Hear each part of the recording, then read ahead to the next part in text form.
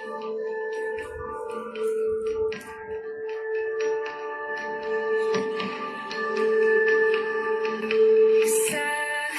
aux terres d'espérance,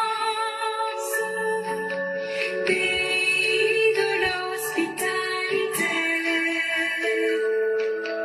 terre légion remplie de vaillance, ont relevé ta dignité. Terre si chère que te pierres artisans de ta grandeur, tous rassemblés pour ta gloire, te bâtiront dans le normal. Sois ivoirien, le pays nous appelle, si nous avons dans la paix, ramener la liberté, notre devoir se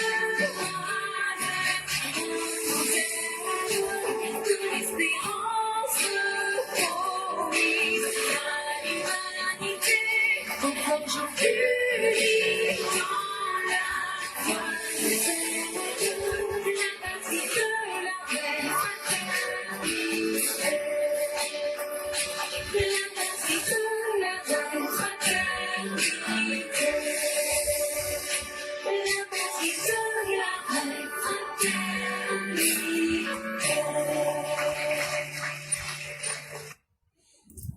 Bonsoir mesdames et messieurs, bonsoir chers auditeurs, bonsoir chères auditrices, bonsoir à tous les élèves de la classe éclaireur Pro-Vérité, bonsoir à toutes ces âmes libérées qui nous suivent et qui essaient constamment d'évoluer.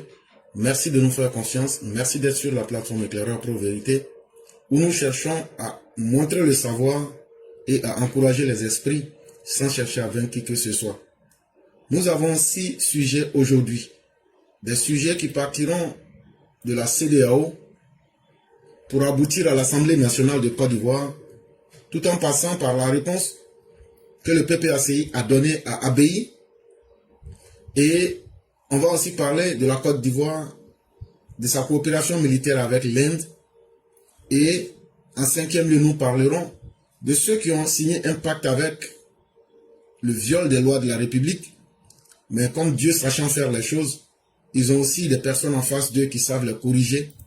Et donc, ça sera le 5e sujet. Et le 6e et dernier sujet, on va parler de la mission de la CEDEAO qui est arrivée hier 30 juin 2025 à Abidjan. Et on va vous expliquer ce qu'ils sont venus faire à Abidjan. Donc sans plus tarder, le premier sujet c'est une vidéo et la voici.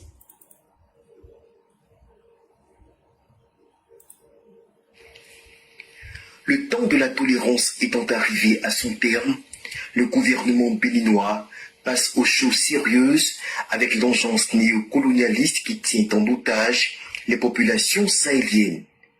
Suite à l'adoption par le Parlement de la loi 2025-15 relative à l'encadrement de la politique migratoire du Bénin, des réformes ont été introduites afin d'adapter les dispositions légales béninoises à l'évolution du contexte régional et international. Parmi les grands perdants de cette révision parlementaire, les pays de l'AES. Grâce à la magie de l'instabilité mentale de leurs dirigeants, les populations burkinabées, maliennes et nigériennes perdent systématiquement les privilèges accordés aux populations membres de l'espace CEDEAO, même si elles restent exemptées de visa comme tous les pays africains non membres de l'espace communautaire. Après le Bénin, d'autres pays de la CEDEAO pourraient suivre, renforçant ainsi l'isolement croissant des États de l'AES malmenés par l'impérialisme russe africain. Et donc ce que vous venez d'entendre, c'est le Bénin qui vient de voter une nouvelle loi. Le Bénin a voté une nouvelle loi, la loi 2515, pour essayer d'encadrer l'arrivée des habitants de l'AES au Bénin. Parce que chose bizarre, les habitants de l'AES n'aiment pas la CEDEAO. Tant que la CEDEAO peut leur dire vos coups d'État ne sont pas bons pour vous et ce n'est pas bon pour la sous-région. Comme ils ont décidé que les coups d'État sont une très bonne chose et que eux vraiment ils voient les bénéfices des coups d'État, est-ce que nous on peut les empêcher? Non. Donc, comme ils sont plus dans la CEDEAO, eux veulent bénéficier des bons côtés de la CEDEAO qui les arrangent. Les côtés qui ne les arrangent pas et qui n'arrangent pas la CEDEAO là, eux veulent laisser ça à la CEDEAO. Donc, en quelque sorte, CEDEAO là, eux veulent ce qui les arrange, et puis ce qui ne les arrange pas, les laissent à la CEDEAO. Donc, CEDEAO n'a qu'à devenir leur tonton. C'est dans ça, comme chaque pays peut voter ses lois, le Bénin vient de voter une loi, la loi 2515. À part le fait de circuler pour entrer sans visa au Bénin, là, les habitants de l'AES seront soumis aux mêmes règles que tous les autres pays africains. Donc, il n'y a plus à faire de dire, non, comme on était sur les CEDEAO, il y aura des facilités de douane, tout ça c'est fini maintenant. Maintenant, leurs pièces seront contrôlées. Maintenant, tous les bénéfices qu'ils gagnaient quand ils étaient dans la CEDEAO, là, à part le fait de rentrer et de sortir du Bénin, là, ils n'auront plus d'autres avantages encore. Est-ce que ça, c'est pas beau? Est-ce que ça, c'est pas une belle chose? C'est ce que vous avez demandé et c'est ce que vous avez obtenu. Donc, vraiment, nous souhaitons que les autres pays africains puissent copier ce modèle-là pour faire comprendre à des individus instables à la tête de ces pays-là que la vie, là, on ne peut pas toujours continuer à ruser avec la réalité. Et ce sont les populations de l'AES qui vont souffrir. Mais est-ce que leur souffrance, on doit compatir avec elles? Moi, je ne crois pas. Au fond, ces habitants même aiment le désordre dans leur pays. Puisqu'on a vu les ressortissants burkinabés cotiser de l'argent pour donner aux putschistes du Burkina. On n'a jamais vu les habitants de l'AES dans les pays de la CEDEAO faire une déclaration pour critiquer les régimes qui sont là-bas. Donc là, les conséquences que ces régimes-là vont produire, là, vous allez maintenant les supporter. Et mon souhait, c'est que tous les pays de la CEDEAO puissent faire la même chose. Et comme ça, on va voir où vous allez aller avec ça. Ça, c'était la première information. La deuxième information, hier, c'était le lundi 30 juin 2025. Il y avait une séance de travail des députés à l'Assemblée nationale. Un coup comme ça, les députés PDCI sont sortis, qu'eux ne vont pas travailler, eux ne vont pas participer à ces séances-là. Bon. Est-ce qu'ils sont à l'Assemblée nationale en tant que députés? Est-ce qu'ils comprennent leur rôle de député? Une fois que tu es député et que tu es dans l'Assemblée nationale, tu n'es plus là pour travailler pour ton parti. Mais malheureusement, ces députés-là font semblant de ne pas comprendre ça. Ils veulent transporter les querelles politiques dans l'Assemblée nationale. Alors que quand tu es un député de la nation, ta présence est utile pour dire au peuple qui t'a voté, à ceux qui t'ont fait confiance, je suis là et tout s'est passé devant moi. Et donc, si vous n'assistez pas aux séances, ça ne fait ni chaud ni froid, ça ne peut rien changer. Mais c'est quoi vous allez aller dire à ceux qui ont confiance en vous pour vous voter? Ah non, non, on était fâchés, on était en train de travailler pour Tidjam Thiam. Donc là, on a fait des caprices pour lui montrer que nous, on avait Tidjam Thiam, donc on n'a pas participé. Et les populations vont vous dire, donc, ah, donc vous n'êtes pas parti pour travailler pour nous qui vous avons voté. Donc, le PDCI, là, c'est la propriété individuelle de Tidjam Thiam. Et donc, il faut que pour vous fassiez des caprices pour lui montrer que tant que vous ne faites pas ça, lui n'est pas heureux. Et nous, la population, et la confiance qu'on a placée en vous. Et donc, voilà des députés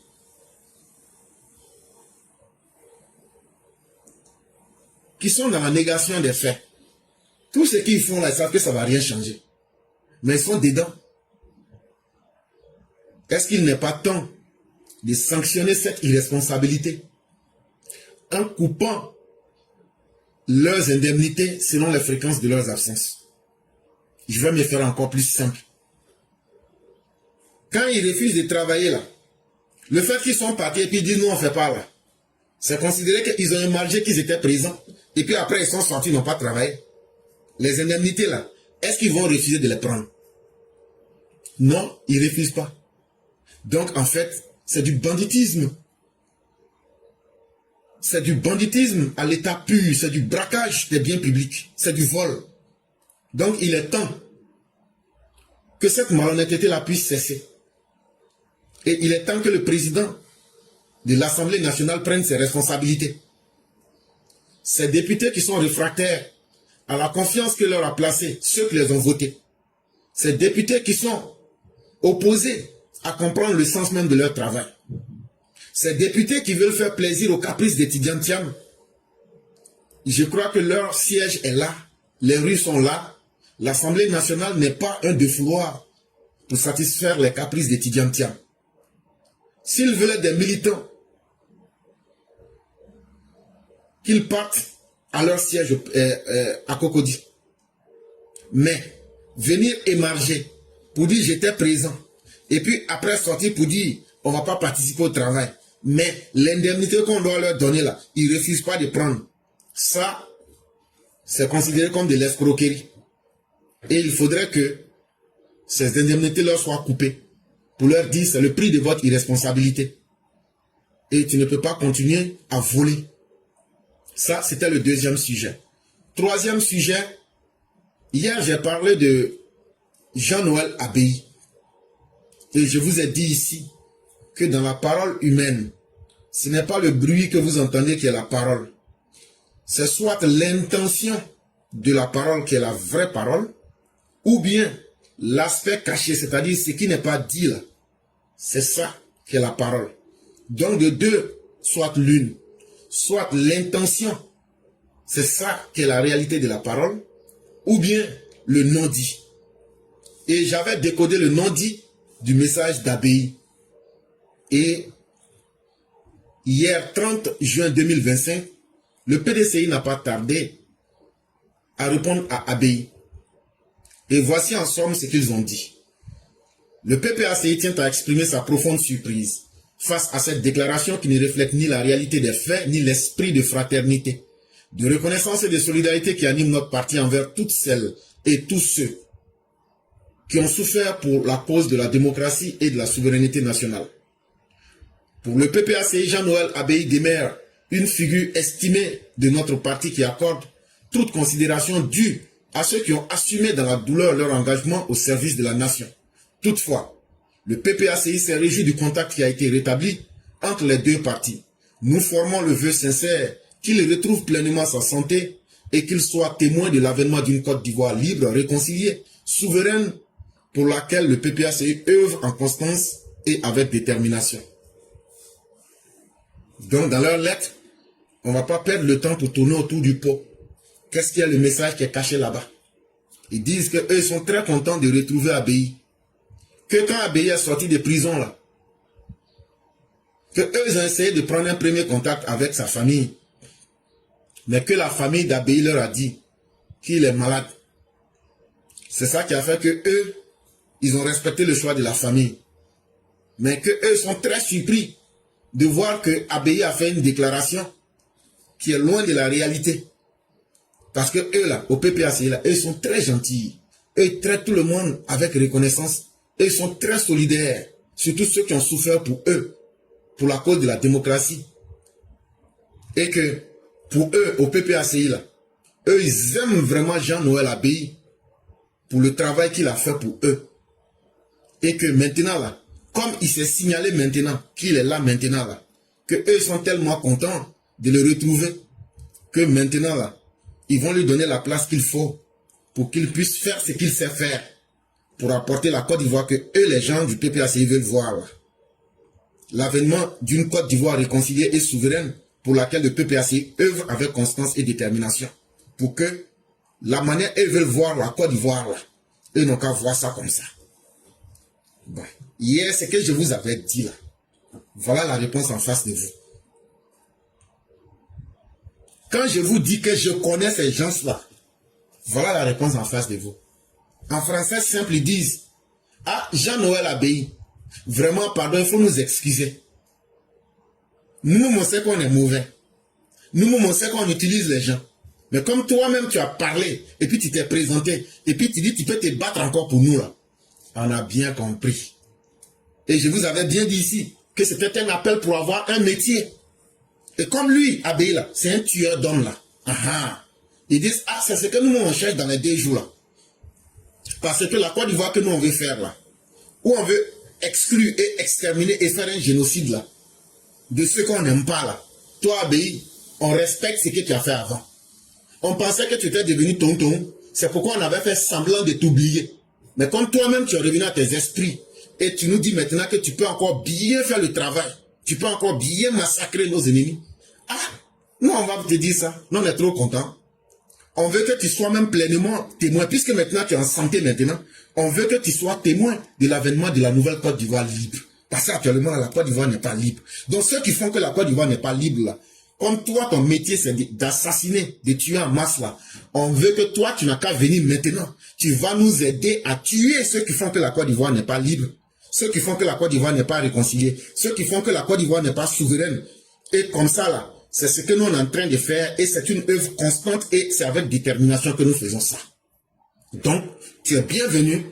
Comme tu es guéri maintenant, on va t'utiliser pour continuer le travail qu'on avait commencé. Et donc, à bon attendeur, violence. Sujet numéro 4.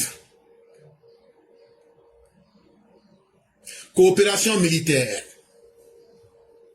La Côte d'Ivoire et puis l'Inde ont signé des accords militaires. Mais bien avant de signer ces accords militaires, sachez qu'il y a eu d'abord des pourparlers et des démarches. Quand on vous dit que le président Ouattara et son ministre de la Défense n'ont pas oublié la Côte d'Ivoire et ne peuvent pas être des gens qui vont faire tout ce grand travail et puis laisser ça à la merci du vent. Ils ont négocié avec l'ambassade de l'Inde. Et les négociations sont tellement bien allées que les Indiens, l'Inde a décidé en janvier passé là, de nommer un nouveau attaché à la défense à l'ambassade de l'Inde à Abidjan. Là, comme ça, là, il n'y aura plus d'intermédiaire. Ils vont discuter directement. Donc, depuis cette période-là, il y a une bonne collaboration entre le personnel militaire indien et les Ivoiriens. Ils ont même signé un protocole d'accord de leur coopération.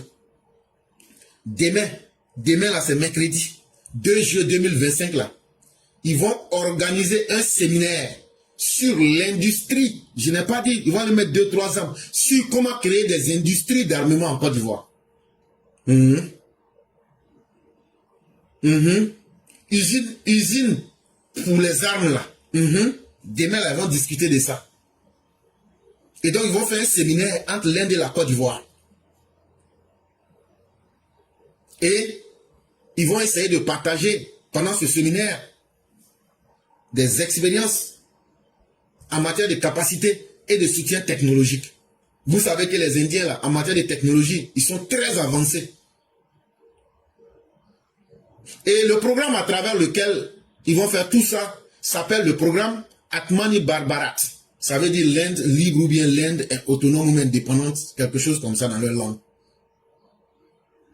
Et donc ils vont augmenter la production nationale de défense. Si possible, même ils vont créer, comme je l'ai dit, une industrie d'armement en Côte d'Ivoire qui sera capable de présenter divers équipements. Et cela va rendre la Côte d'Ivoire pas dépendante, mais ça va favoriser l'autonomie de la Côte d'Ivoire. Parce que être capable de payer les armes est une bonne chose, mais être capable de les fabriquer soi-même et de les utiliser, c'est encore mieux. Et donc c'est une nouvelle forme de coopération qui commence. Ce n'est plus une coopération où on vient vous vendre des armes, où on organise des séminaires, on vient dire bon, voilà fusil, voilà pistolet, voilà lance-pierre, voilà fossile qui est là. Il faut payer ce que tu veux. Ça devient maintenant là. La Côte d'Ivoire est en train d'aller, où on dit maintenant là, on veut des usines d'armement où on va fabriquer. Et comme vous savez, l'Inde est un pays qui est en voie d'émergence, sinon à la limite de l'émergence. Ce qu'on appelle être pays pauvre là, l'Inde connaît ça plus que tout le monde. Donc là, ils savent les besoins des pays pauvres. Et ils savent aussi, avec l'embellie économique qui est en Côte d'Ivoire aujourd'hui, ils savent aussi aujourd'hui qu'il faut être l'homme le plus bête pour faire tout ce développement-là et puis laisser ça tomber pour qu'on dise, ah, on m'a attaqué, je ne savais pas ce que j'allais faire. Et puis le terrorisme, là, même en Inde, il y a le terrorisme. Et donc, on partage des défis sécuritaires ensemble. Et on va faire évoluer cette coopération militaire au plus haut niveau. Et donc, ça, c'est quelque chose à partir de demain. Pour ceux qui sont à Abidjan, vous allez voir ça. Et le 5e sujet. Vous vous souvenez, en décembre 2024, il y avait un militant du PPACI. Il allait prendre des vieilles images pour faire des mensonges et des montages. Il habitait vers Benjerville là-bas. Il était caché dans une maison là-bas. Lui, sa spécialité, c'était comment faire les fausses news, les fake news, les fausses informations. Il était fort dans ça. Il s'appelle Gala Kolebi. Donc quand il a fait ça, là, le gouvernement allait, ils l'ont arrêté. Ils l'ont arrêté. Quand ils l'ont arrêté là, les gens du PPACI crient au loup. Ouh, ils ont arrêté Gala Kolebio. Ce sont les encagoulés qui ont arrêté Gala Kolebio. On ne sait pas. C'est là où on a dit non, non, non. C'est pas encagoulé, c'est police nationale de Côte d'Ivoire. Vous là, vous ne faites peur à personne. Vous là, on n'a pas besoin de mettre des cagoules pour vous. Vous êtes tellement criminel que c'est une perte de temps. Donc quand ils ont attrapé Gala Kolebi, quand ils l'ont demandé, quand les juges ont demandé à Gala Kolebi, ce que tu fais là, est-ce que c'est bon? Gala Kolebi dit que non, que lui-même il sait que c'est pas bon. On dit, mais pourquoi tu prends des fausses images et puis tu fais de la diffusion de fausses nouvelles et tu partages ça sur les réseaux sociaux? Quand tu fais ça là, tu vas atteindre quel objectif? Il dit non, c'est pour critiquer les autorités et puis salir les autorités. On dit, ah, comme toi-même tu reconnais les faits là, c'est pas grave. Donc, tu vas aller dormir en prison. Donc, hier, 30 juin 2025 là, ils l'ont jugé. Quand, non, je suis sociologue, je suis sociologue là, ça veut dire quoi? Sociologue là, ça ne veut rien dire. Écrivain engagé, homme politique. Et maintenant, tous on est homme politique. Vous n'allez pas prendre des titres pour demeurer les malfaiteurs que vous êtes. Donc, ils l'ont bien pris, bien attaché. Et hier, 30 juin 2025, il a été jugé. Et quand il a été jugé là, il va faire 18 mois de prison propre. Et la justice lui a dit, comme toi-même tu reconnais les faits là, tu vas aller en prison parce que tu as fait des diffusions de fausses informations. Que tu sois d'accord ou que tu ne sois pas d'accord, ce que tu as fait là, c'est une atteinte au moral de la population.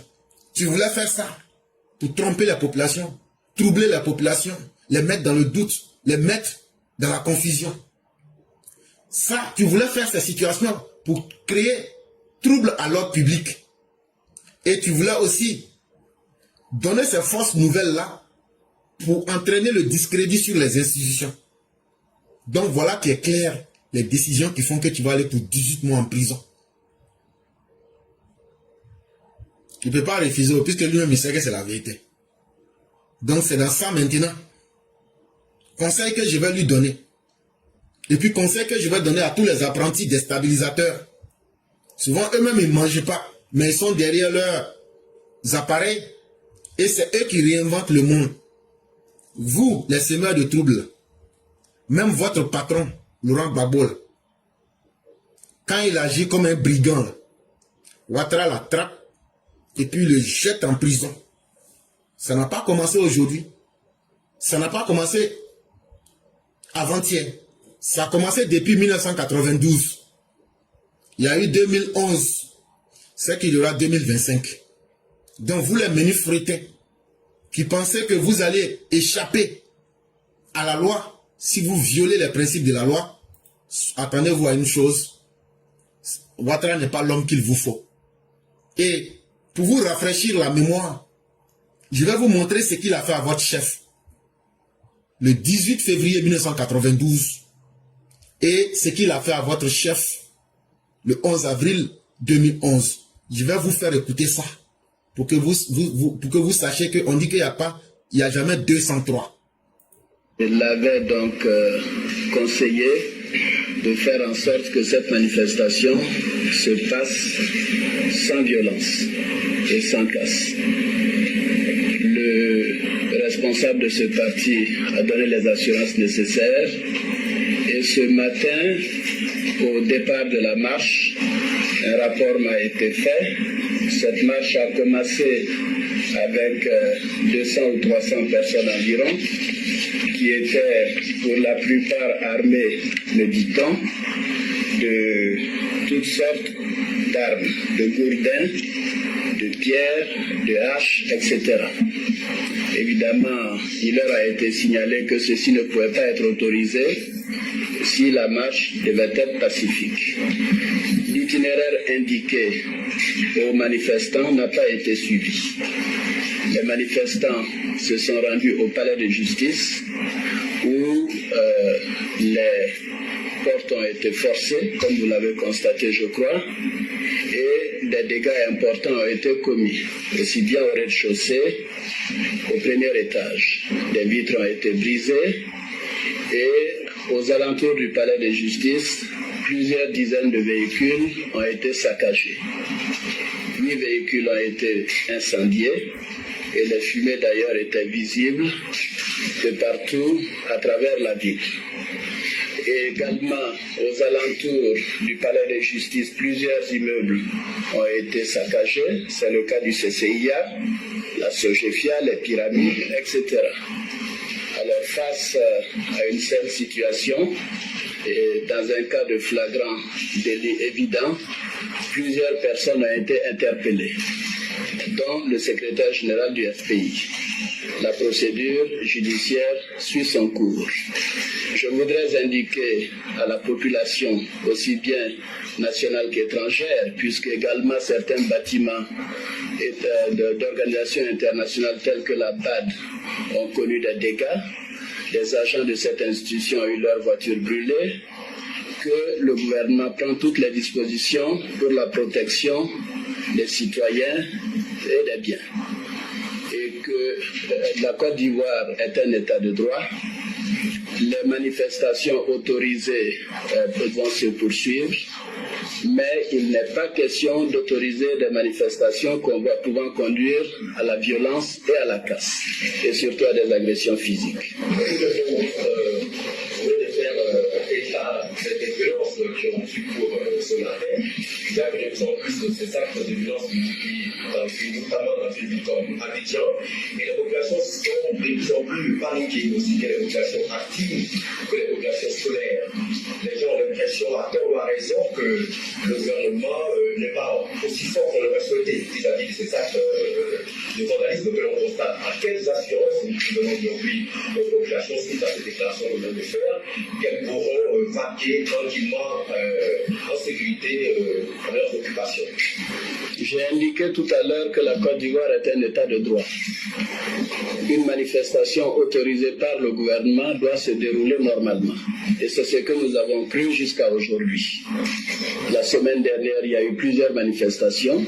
Pour la plupart, il n'y a pas eu de violence et par conséquent, nous avons autorisé ces manifestations. Mais quand il y a violence, quand il y a agression, quand il y a destruction de biens privés et publics, le gouvernement prendra toutes ses responsabilités. Tous les leaders des partis d'opposition qui ont participé aux manifestations d'aujourd'hui et qui ont été pris en flagrant délit de destruction ont été interpellés. Et la procédure judiciaire suivra son cours. Les forces de l'ordre ont reçu toutes les instructions nécessaires pour faire leur travail avec tout le sang-froid nécessaire. Le droit sera respecté. Vous voulez dire que M. Gbagbo a été pris en flagrant délit de casse? Mais certainement, vous l'avez vu et plusieurs personnes l'ont vu, je crois, ce matin. Quels sont les autres leaders de l'opposition qui ont été arrêtés ce matin? Écoutez, il y a toute une série de personnes qui ont été arrêtées. Toute personne qui inciterait à la violence, qui voudrait perpétrer des actes de violence et de destruction, sera arrêtée, en tout cas sera interpellée. Et les procédures judiciaires seront mises en œuvre. Effectivement, à l'occidental, ils ont quelques militaires, 5 militaires qui ont brûlé la voiture de M. Gbagbo. Qu'est-ce que vous pensez? 5 militaires ont brûlé la voiture de M. Gbagbo. Vous y étiez présents, vous les avez vus? Je préfère avoir des preuves d'abord. pourquoi le palais de justice ce matin n'était pas protégé par les forces de l'ordre avant que la manifestation se dirigeait vers les autorités responsables de la sécurité et les responsables des partis d'opposition se sont mis d'accord sur un itinéraire. La marche a commencé à l'endroit prévu, mais a suivi un itinéraire différent pour aboutir au palais de justice. C'est pour cela que le palais de justice n'était pas protégé autant. Mais ceci doit cesser. Les lois de la République seront appliquées avec toute la fermeté nécessaire. Si le pays organise une manifestation demain ou après-demain, quelle sera votre réponse? Mais écoutez, ils auront la réponse du gouvernement. Madame. Si vous étiez, si les autorités étaient au courant qu'il y avait des manifestants qui étaient armés de cailloux ou de bâtons, pourquoi vous n'avez pas interdit sur place la manifestation? Mais c'est ce que je vous dis, madame, que la Côte d'Ivoire est un pays de droit. Quand ce matin, nous avons vu ces manifestants avec des gourdins et des pierres, nous leur avons donné ordre de les déposer avant de commencer ces manifestations. Ils n'ont pas respecté et il y a eu les déferlements que vous savez. Et bien entendu, les forces de l'ordre ont fait leur travail. Et nous recommandons le sang-froid aux forces de l'ordre. Il faudrait que la violence cesse. Et je fais appel à la population entière de soutenir les forces de l'ordre dans ce travail difficile. Le gouvernement prendra toutes ses responsabilités pour faire face à des actes de violence, de vandalisme et de désordre. Gourdins et des pierres, nous leur avons donné ordre de les déposer avant de commencer ces manifestations. Ils n'ont pas respecté et il y a eu les déferlements que vous savez et bien entendu les forces de l'ordre ont fait leur travail. Et nous recommandons le sang-froid aux forces de l'ordre. Il faudrait que la violence cesse. Et je fais appel à la population entière de soutenir les forces de l'ordre dans ce travail difficile. Et le gouvernement prendra toutes ses responsabilités pour faire face à des actes de violence, de vandalisme et de désordre.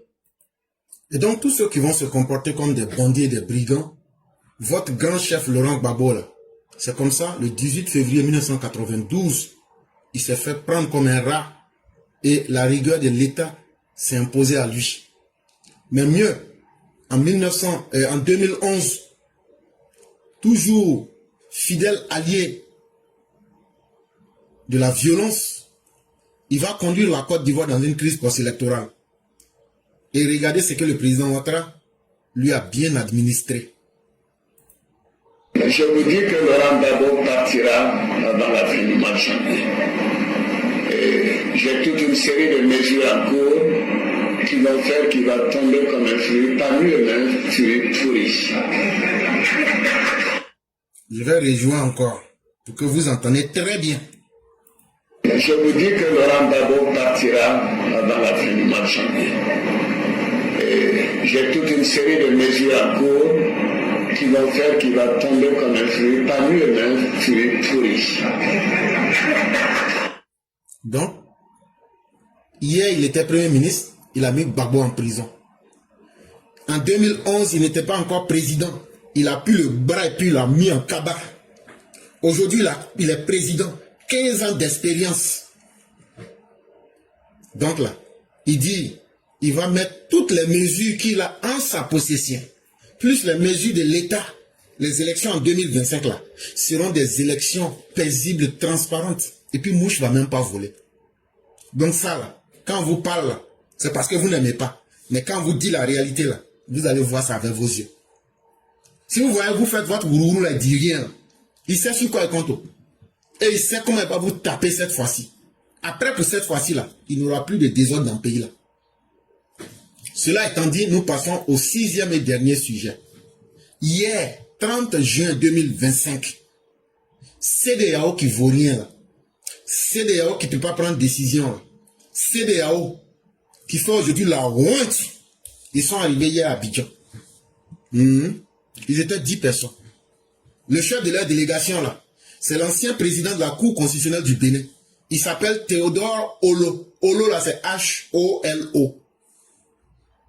Maintenant, ils sont venus avec, selon eux, ils étaient un nombre de 10 personnes.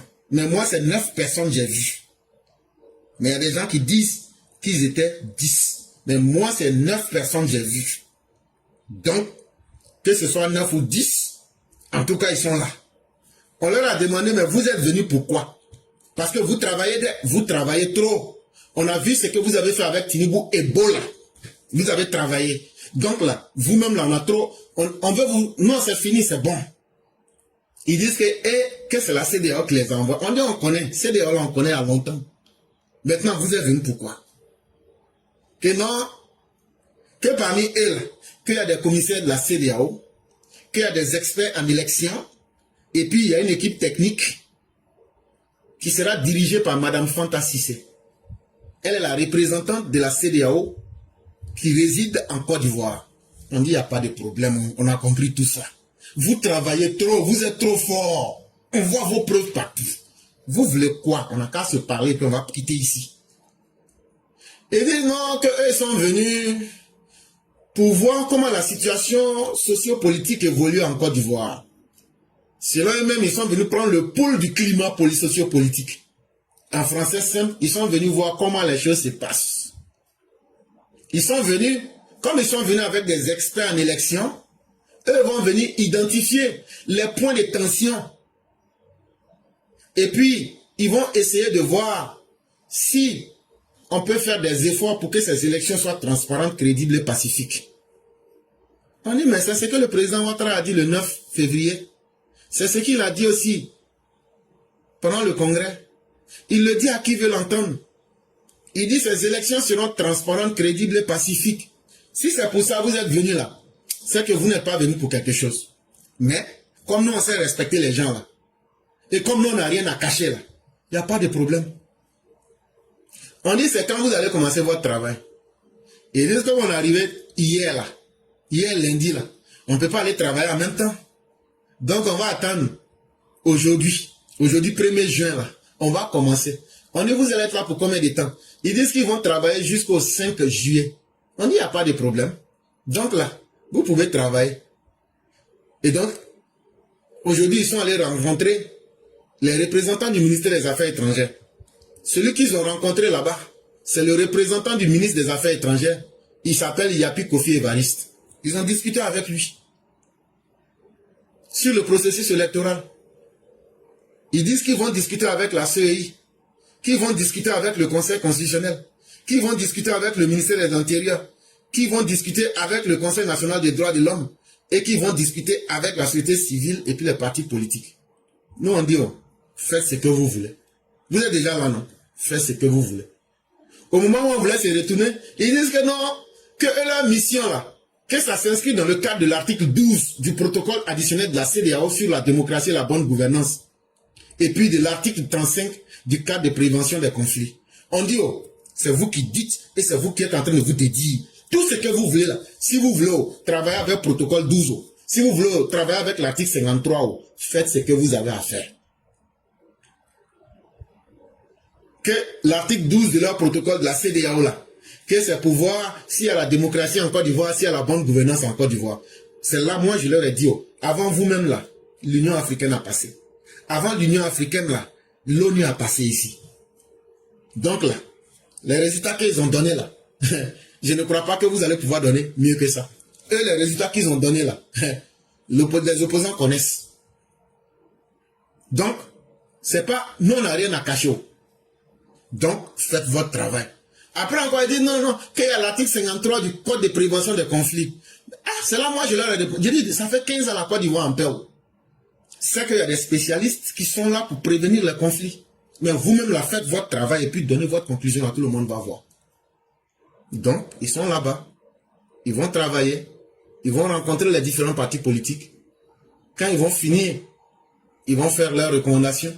Ou bien ils vont faire la conclusion. Est-ce que cette mission, ça venait être une mauvaise chose? Non. Ils viennent en témoignage.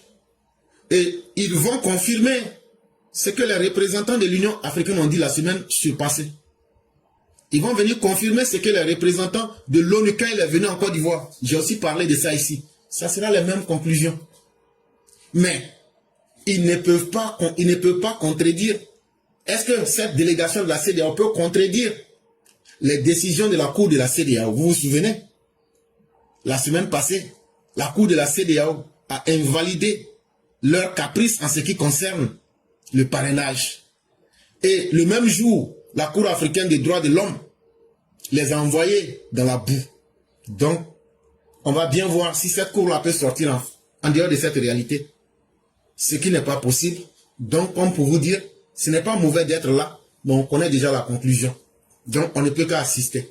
Mais pour ces personnes qui, dans la délégation, peut-être ne connaissent pas Alassane Ouattara, j'ai trouvé utile de leur expliquer un peu ce que c'est que le président Ouattara. Et c'est important de savoir, et c'est pas long, c'est en 2 minutes 14 secondes. J'ai pris le temps de leur expliquer c'est qui l'homme Ouattara. Et voici ce qu'on va leur dire. J'ai envie de parler du président Ouattara, qui est le leader du RHDP. Parce que son leadership impacte forcément l'organisation de son parti et tout le reste. Et c'est pas facile à entendre quand on est opposant. Mais nous faisons notre travail d'éclairer les gens. Après, ils comprendront.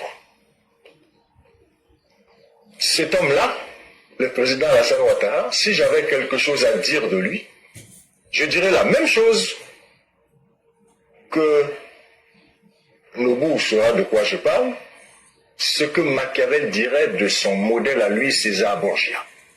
Machiavel dit, Borgia est un homme victorieux et redoutable, sans parler de la chance qui ne cesse de l'assister. Je dirais la même chose d'Alassane Ouattara. Il est victorieux. Tous les éléments sont là. Il est redoutable politiquement. Personne ne peut en douter. Et il a la chance qui l'accompagne. Quand par exemple il fait sa canne, il a la chance de remporter sa canne. C'est ça qu'on appelle la chance. Quand on a mis tout ça, je dis la fortuna, comme on dit. Quand on rassemble tout ça, c'est un leader organisé. Il est méticuleux et il est le maître du jeu. Quand je dis qu'il est le maître du jeu, c'est lui qui choisit ses moments et ses dates. Quand on dit est-ce que le président va dire qu'il est candidat ou pas, c'est lui qui va choisir le moment où il va dire qu'il est candidat. De la même manière, c'est lui qui va disposer ou redisposer ses troupes pour son leadership de conquête. C'est le travail d'un leader. Et c'est ce qu'il va faire certainement le lundi.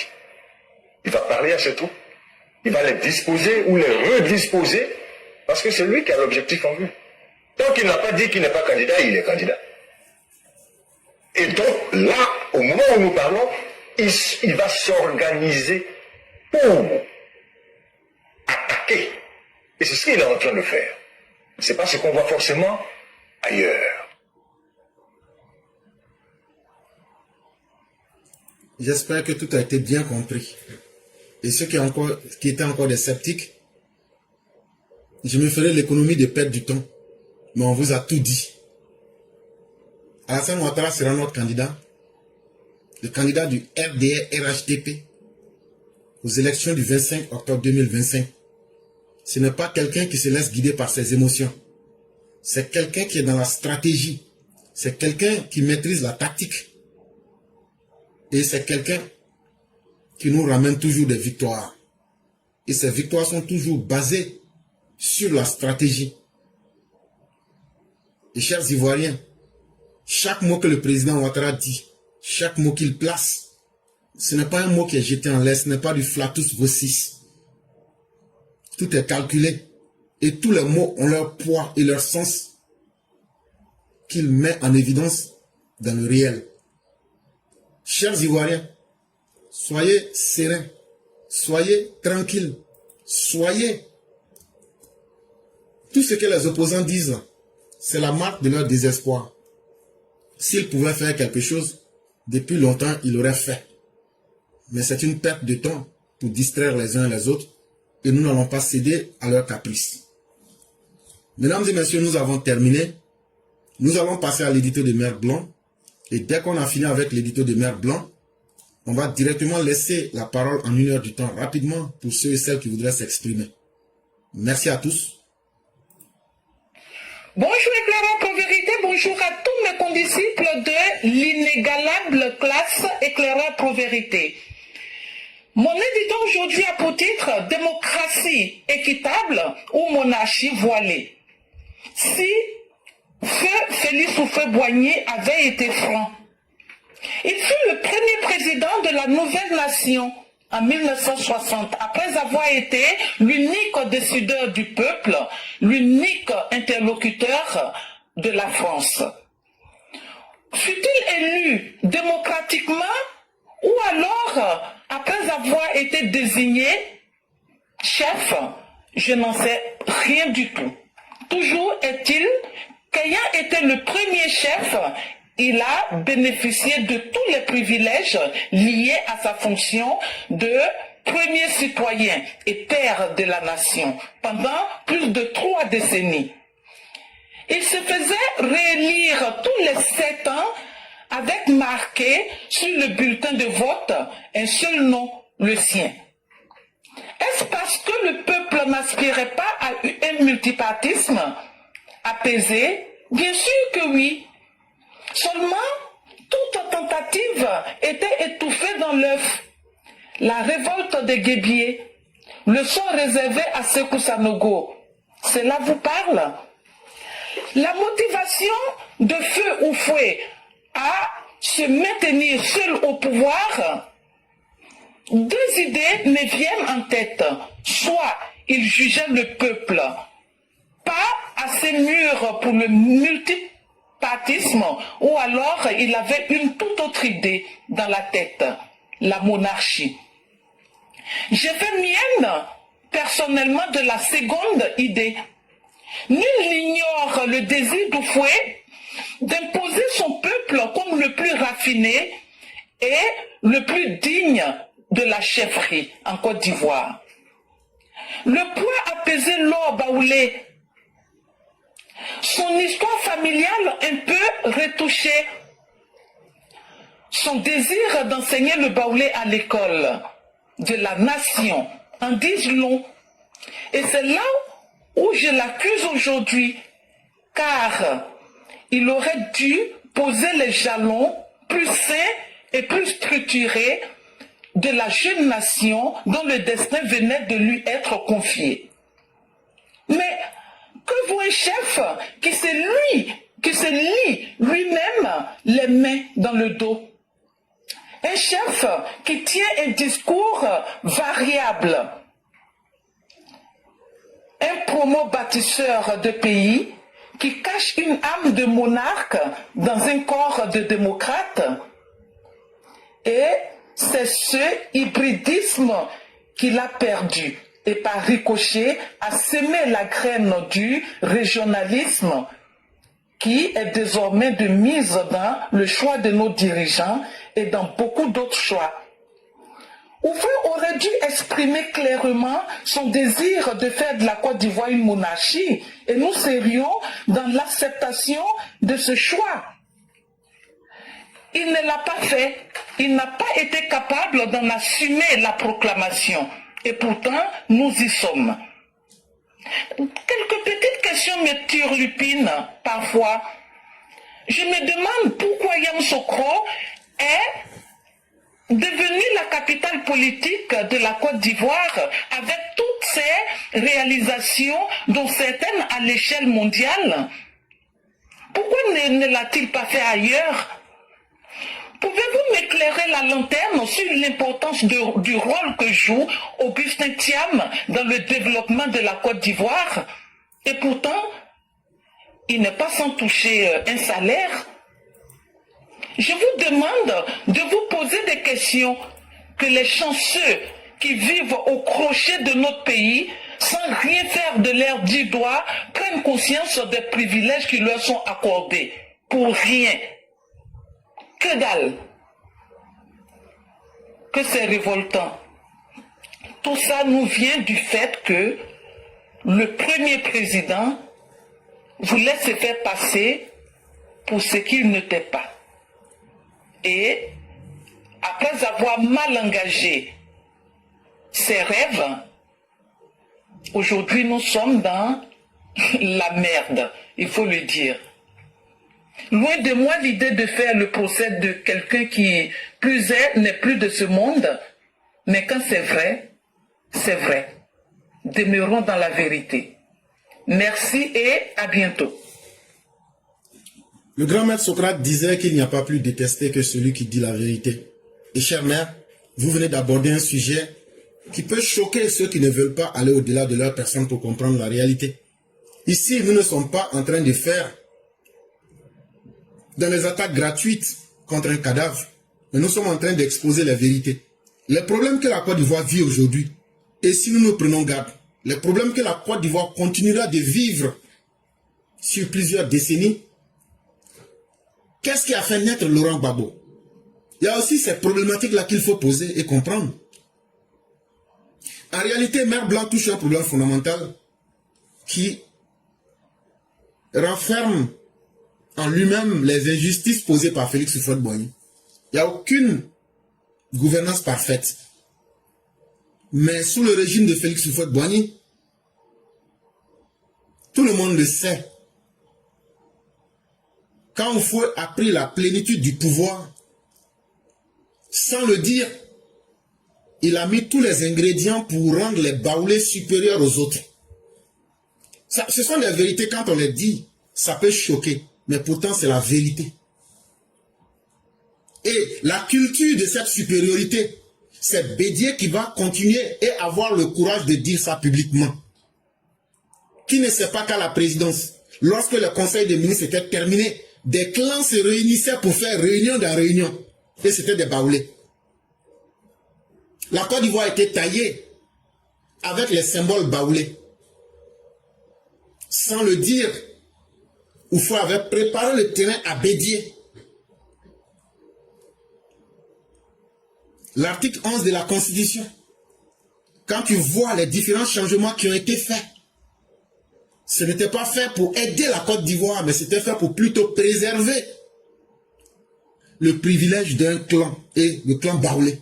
Nous n'avons rien contre nos frères Baoulés, loin de là. Nous sommes en train de toucher les questions sensibles qui ont créé des problèmes, et ces problèmes-là vont continuer. Je ne justifie pas ce que Laurent Gbagbo fait. Mais quand tu as créé les conditions pour que naisse un monstre, est-ce que c'est le monstre qu'il faut blâmer? Ou bien c'est celui qui a créé les conditions pour faire naître le monstre? Et c'est là que nous venons pour dire, si les conditions de la création du monstre n'avaient pas été, le monstre lui-même n'aurait pas pu connaître sa présence. À un certain moment, il faut le dire, Houphouët avait trahi l'idéal d'une Côte d'Ivoire multiethnique. Certes, il a imposé la paix, certes, il a imposé le développement, mais il n'est pas allé dans la voie de la vérité pour mettre tous les citoyens au même niveau. Et ce sont les conséquences de ces actes-là qu'il cachait. Et puis, les assassinats politiques. Ça aussi, il faut le reconnaître. Les assassinats politiques ont causé beaucoup de frustration. Je prends Biaka Bouda, je prends bien d'autres, je prends Sékou Sanogo, je prends la répression des Dida Deire, je prends la répression du Sanwi, ne sont pas restés sans conséquences. Et ces problèmes n'ont jamais été traités avec les solutions les plus vraies. Et c'est ça qui a nourri des rancœurs. Et déjà, depuis qu'on était pété, on entendait que le jour où Houphouët sera plus là, qu'il aura la guerre en Côte d'Ivoire. Qui parmi nous ici peut dire que lui n'a jamais entendu ça? Peut-être les enfants qui sont nés en 90, vous n'avez pas entendu ça. Mais tous ceux qui sont des adultes aujourd'hui d'un certain âge savent. Tout le monde disait le jour où Houphouët ne sera pas là, il y aura une guerre en Côte d'Ivoire. Mais sur quoi les gens se basaient pour faire cette prédiction? Et effectivement, le jour où Houphouët n'a plus été là, il y a eu une guerre. Est-ce qu'il n'avait pas lui-même créé les conditions de cette guerre? Est-ce que Houphouët a été juste envers les gens du Nord? Quand Bédié a ravagé l'économie sucrière dans le Nord, ce qui devrait, ces industries de sucre qui devraient servir à freiner l'exode rural des gens du Nord, Houphouët a créé de toutes pièces des situations où les gens du Nord viennent dans le Sud et on les voit comme des gens qui viennent chercher du travail dans le Sud. Il a toléré des langages où on dit à une partie des Ivoiriens que vous êtes des Kangas. Alors qu'il avait les moyens de mettre fin à tout ça. Depuis que vous êtes aujourd'hui avec le temps de Ouattara, vous avez entendu que quelqu'un est esclave de quelqu'un. Oufou a créé une Côte d'Ivoire où il a fait l'amalgame entre les Ivoiriens du Nord et les étrangers. Oufou a fait une Côte d'Ivoire où il a favorisé les Akans. Un Kouame avec W du Ghana peut venir. Il peut se naturaliser et puis il est plus Ivoirien qu'un Ivoirien du Nord. Le Nord avait été abandonné comme si le Nord ne payait pas de taxes. Comme si le Nord ne payait pas d'impôts à la Côte d'Ivoire. Tout ça, ça a été fait exprès. Les seules industries sucrières qui devraient servir à créer un semblant d'économie dans le Nord, Oufou a laissé Bédier faire. Et Bédier a mis à terre toutes ces industries. Donc il a créé des disparités, pas seulement économiques, mais idéologiques, mais des disparités même en termes de sentiments, de se sentir ivoirien, ou bien parce que Lacan va sentir que lui il est plus ivoirien que tout autre, comme l'homme du Nord va se sentir peu ivoirien, parce que lui il est venu au sud chercher du travail, autant que les étrangers qui sont les pays voisins. Donc, c'est Oufoué qui a créé toutes ces conditions. Or, un père de famille, quand tu ne dis pas la vérité aux membres de ta famille, quand tu ne dis pas la vérité à tes enfants, un jour vient où chacun va chercher à découvrir sa propre vérité. C'est dans ça qu'on est depuis 1990. Gbagbo a sa vérité. Les gens du Nord ont leur vérité. Les gens de l'Ouest ont leur vérité. Les Akans ont leur vérité. Est-ce que quelque part, celui qui devrait être le véritable constructeur n'a pas trahi un idéal? Et cette vérité, quand on dit là, ça peut faire mal. Parce que ça choque. Mais nous là, nous sommes des intellectuels. Nous ne sommes pas là pour prendre parti. Nous ne sommes pas là pour supporter. Nous sommes là pour amener les gens à réfléchir. Est-ce que cette manière de trahir le peuple et de laisser des problèmes, de différer des problèmes, aujourd'hui lui il est mort, mais ce sont des enfants innocents qui meurent de sa politique. Est-ce que ça là, on ne doit pas avoir le courage de le dire pour que les dirigeants qui vont venir demain puissent se dire vraiment, il ne faudrait plus qu'on répète cela. Voilà l'objectif que nous visons. Et en tant qu'intellectuels, nous ne pouvons pas être tendres avec l'histoire. Et nous devons être capables de questionner l'histoire. Et je suis plus que fier de Mère Blanc qui a pu réveiller cette thématique de la plus belle des manières. Et c'est une vérité. Et un dirigeant ne doit pas être celui-là même qui trahit son propre peuple. Que Oufoué, qui a été le premier maire de Korogo, ce n'est ni le Sud, ni les Boussoumani qui l'ont élu. Ces vérités-là, il faut les dire. Est-ce que la vraie histoire de la Côte d'Ivoire est enseignée aux Ivoiriens? Voilà aujourd'hui des problèmes. Est-ce qu'on enseigne la vraie histoire de la Côte d'Ivoire aux Ivoiriens? Puisqu'aujourd'hui, nous avons nos propres historiens. Mais aujourd'hui, là, est-ce qu'on dit la vraie histoire de la Côte d'Ivoire aux Ivoiriens? De vous à moi. Pour moi, c'est non. La question est non. La Côte d'Ivoire est née comment? La colonie du Bissandougou, la colonie de Congo, la colonie du Dahomey. J'ai déjà fait des cours sur ça il y a 3 ou 4 ans. Je ne reviens plus sur ça. Quand les Blancs sont venus, ils ne sont pas allés s'adresser à n'importe qui. Ils sont allés s'adresser d'abord à ceux qui avaient des organes structurés, ceux qui étaient dans des empires ou dans des sociétés structurées avec des chefs. Et je vous ai cité quelques noms. L'empire du Bissandougou, l'empire de Congo et l'empire Dahomey, qu'on appelle aujourd'hui le Bénin. Mais l'histoire fondamentale même de la Côte d'Ivoire, dès la base, a été trafiquée par Félix Houphouët-Boigny. Combien d'Ivoiriens savent que Félix Houphouët-Boigny, pour se faire élire, c'est d'abord au nord de la Côte d'Ivoire, en tant que maire de Korogo. Et de là maintenant, il va être coaché dans le RDA, Rassemblement démocratique africain. Et avec d'autres députés de la RDA, il sera élu député français. Combien le savent? On nous raconte une histoire, voilà un vieux baoulé qui est né, il s'appelle Diaoufoué, et un jour, il est de la tribu de de Yamoussoukro, un jour il prend l'aventure de 57, il va dans un bateau, il est celui qui résiste un peu, et quand il revient, boum, il est président de la Côte d'Ivoire, et il crée un pays prospère. Mais c'est faux. On a fabriqué toute une vie, et lui, il va venir persister à fabriquer un mythe que la Côte d'Ivoire doit fonctionner avec les rites et les coutumes à Caen. Il ne l'a pas dit, mais c'est ce qu'il a fait. Et donc ceux qui étaient autour de lui le PDCI pense qu'il faut perpétuer ce mythe-là. C'est pourquoi le combat du PDCI, c'est pour faire perpétuer, c'est pour faire durer dans le temps, c'est pour imposer aux autres Ivoiriens l'idéal de la culture Akan.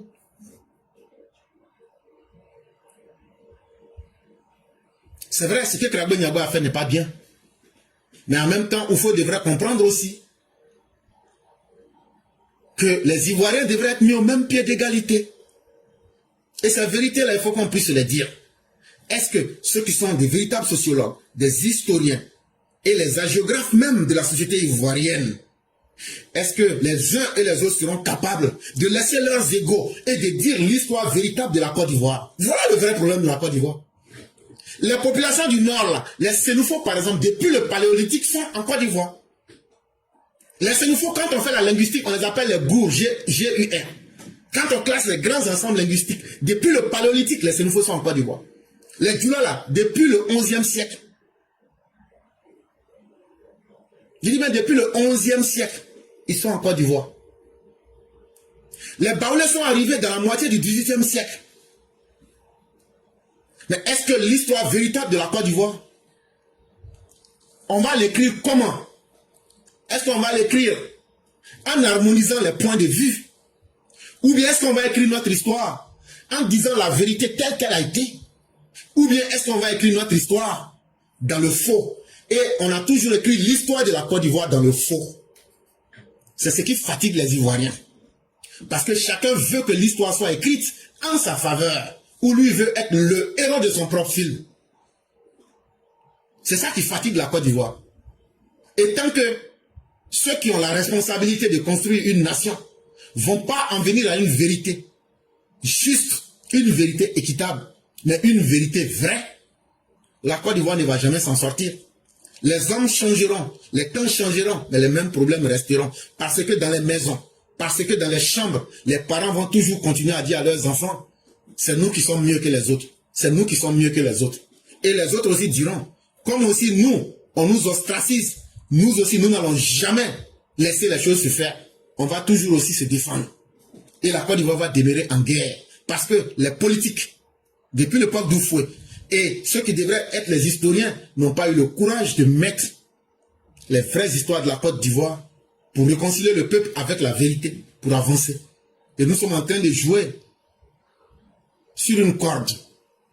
Mais nous ne pensons pas aux conséquences à l'avenir. Mais on fait semblant toujours d'évoluer. Aujourd'hui, le concept qu'on prend pour se tromper tous, c'est la démocratie. La démocratie ne va pas résoudre les problèmes de la Côte d'Ivoire. La démocratie n'est qu'un instrument. Et c'est la qualité des hommes qui fait la différence. Tout le monde peut être dictateur comme tout le monde peut être démocrate. Mais que vaut un peuple sans sa vraie histoire? C'est ça qui fatigue la Côte d'Ivoire. Et vraiment, merci à Mère Blanc. Il est midi, heure de New York. On va laisser 1 minute. À partir du moment où les 12h, 1 minute, n'appelez plus, on ne va plus vous prendre. Parce que moi, mon temps, il est très limité, très coincé. On ne donnera que 1 heure du temps à ceux qui veulent parler. La première personne, c'est déjà signalé, c'est Épervier Sage. S'il y a d'autres personnes qui veulent se signaler, faites-le maintenant pour qu'on puisse vous mettre dans la ligne. Sinon, une fois qu'on aura atteint midi, 1 minute, on ne pourra plus vous prendre. Parce que moi, ça ne va pas m'arranger. Et on est d'accord que ce qui ne t'arrange pas quand tu fais là, ça va te déranger. Donc, ceux qui veulent prendre la parole, signalez-vous le plus tôt possible. Et pour ma foi, ce que je vois, c'est notre frère Épervier Sage qui est la seule personne qui s'est signalée. Et donc, c'est avec lui que nous allons aller. Et dès qu'il aura fini, on va fermer le direct. Je dis merci à tous ceux qui nous ont suivis et que la grâce de Dieu demeure en nous. Il y a la mère Sali aussi qui s'est signalée. Et donc, ça fera 2 personnes. Et donc, on ne pourra plus prendre quelqu'un d'autre. Vous nous en excusez gravement. Mais maintenant, je serai extrêmement dur avec le temps pour ne pas moi-même abuser de ma propre personne.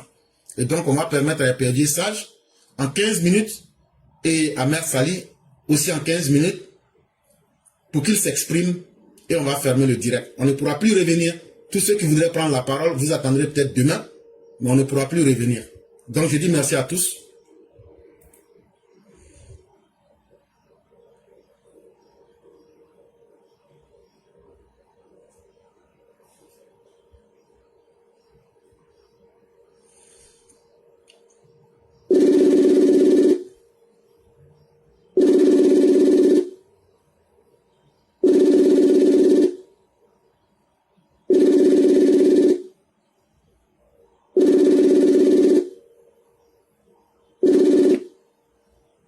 Allô? Allô? Allô?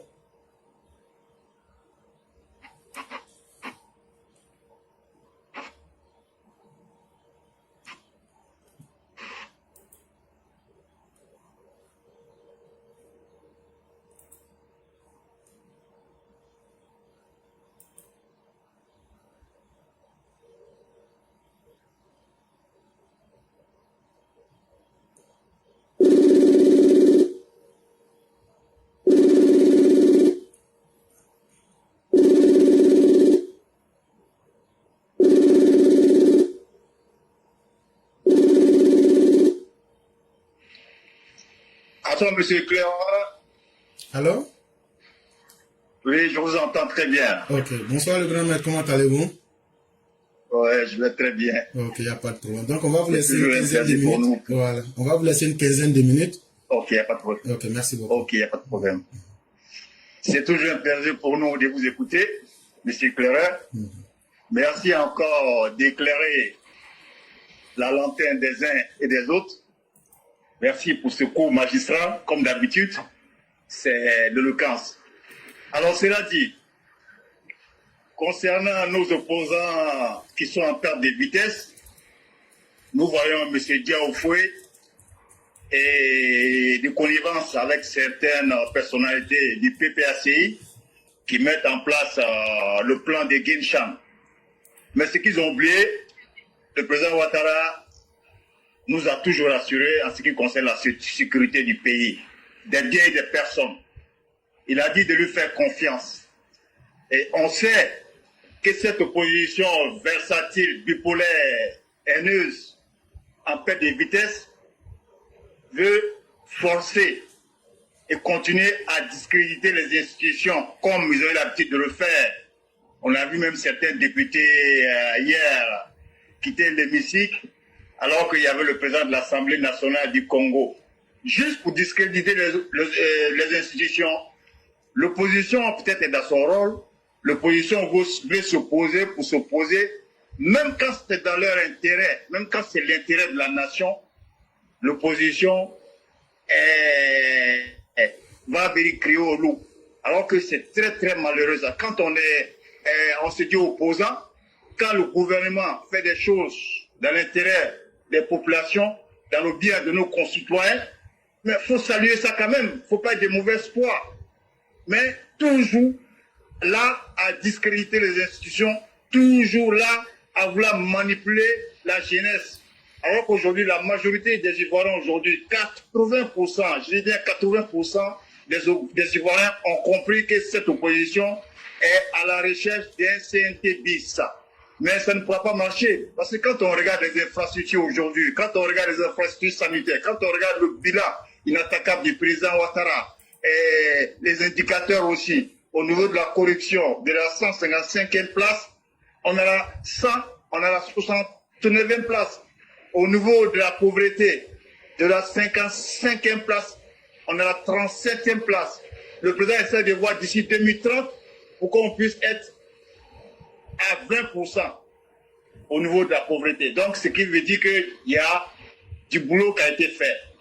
Alors, Laurent Gbagbo, comme je le dis toujours, va toujours chercher à intimider, à menacer, tester le pouvoir comme si il allait faire sortir des gens dans la rue. Alors que aujourd'hui, Laurent Gbagbo sait que les rapports de force ne sont pas à sa faveur. Donc, je pense qu'il ne pourra pas faire sortir les gens dans la rue. Peut-être qu'il va passer par ses satellites, comme les Damana Picasse, les Fabrice Lago, les Las Blaise. Mais le résultat de ça, on sait tous, ça serait le résultat surveillé pour lui-même, vu compte tenu de son âge, et la prison pour les autres. Donc, il faut qu'on soit rassuré, il faut qu'on ait confiance au président de la République. En ce qui concerne la sécurité, il n'aura pas de soucis, le pays sera gouverné, le pays sera toujours dirigé et par le RADP. Vous avez vu notre congrès du 21, ça n'a rien à voir avec les kermesses des quartiers de Yopougon-Figayou, de Port-Boué et de Dabou.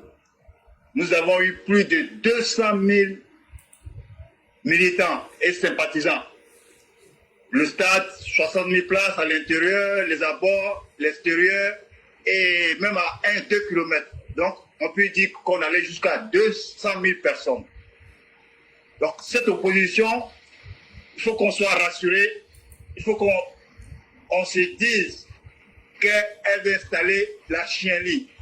Chaque Ivoirien doit être son propre policier pour pouvoir faire éviter le chaos. En ce qui concerne le gouvernement, les grandes oreilles de la République, comme je le dis, sont en alerte jusqu'au 25 octobre.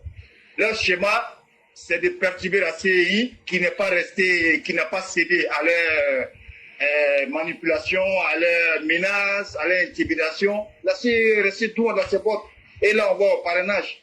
En ce qui concerne la Salé Tiemoko, les candidats écrans, les Toby Vincent, des personnes qui ont 200 000, 500 000 et 700 000 followers, qui ne peuvent même pas avoir 1%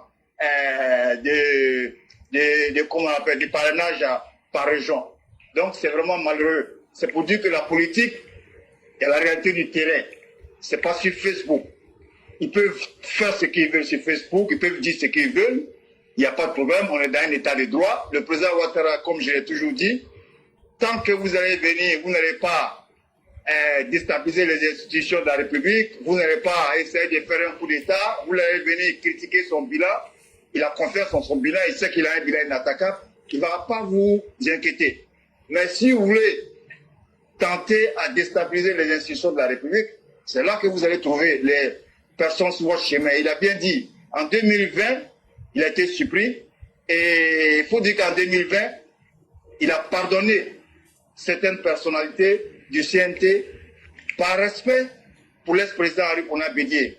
Mais aujourd'hui, l'ex-président Henri Konan Bédié n'est plus personnel et tous ceux qui vont essayer de déstabiliser ou tous ceux qui vont essayer une insurrection comme ils sont en train de le préparer, parce qu'on sait qu'à Dabou, Las Blaise, il est en train de préparer les jeunes pour mettre les punais, pour brûler certains véhicules, pour brûler certains bacas. C'est le schéma. Il n'y a pas un autre schéma. C'est le boycott.